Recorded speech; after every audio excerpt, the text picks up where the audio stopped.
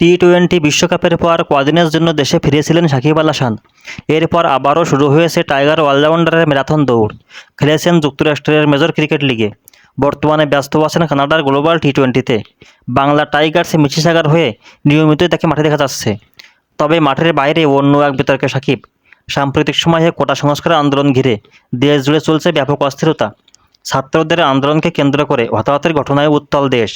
চলমান আন্দোলনে অন্য অনেকের মতো সহমতি প্রকাশ করেছেন দেশের ক্রীড়াঙ্গনের অনেক তারকাই। তবে ব্যতিক্রম কেবল সাকিব।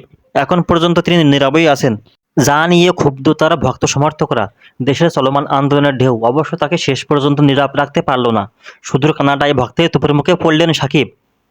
গ্লোবাল টি-20 লিগে বাংলা টাইগার্স মিসিসাগা ও টরন্টো ন্যাশনালের খেলা শেষে গ্যালারি থেকে প্রবাসী এক বাংলাদেশি তরুণ দর্শক সাকিবকে প্রশ্ন ছুড়ে দিয়েছিলেন এই প্রসঙ্গে। কিছুটা ক্ষোভের সুরেই জানতে চাইলেন চলমান এই অস্থিরতা তিনি কেন নীরব। সাকিব সরাসরি উত্তর দেননি, বরং কিছুটা ক্ষুব্ধ কণ্ঠে তাকে বলতে শোনা গেল, দেশের জন্য আপনি কি করেছেন। এ সময় সেই দর্শক উত্তর দেন, আমি কথা বলেছিলাম, আমি তো আর এমপি না, আমি আমার পরিবারের দায়িত্ব নিয়েছি। এ সময় সাকিব অন্য কোনো উত্তর দেননি, বারবারই বলছিলেন, দেশের জন্য আপনি কি করেছেন। এক পর্যায়ে অবশ্য নিরাপত্তা কর্মীরা তাকে সরিয়ে নেন। অবশ্যই এ সময় ক্ষুব্ধ সাকিব ওই দর্শকের বিপক্ষে ব্যবস্থা নেওয়া সম্ভব কিনা সে কথাও জানতে চান।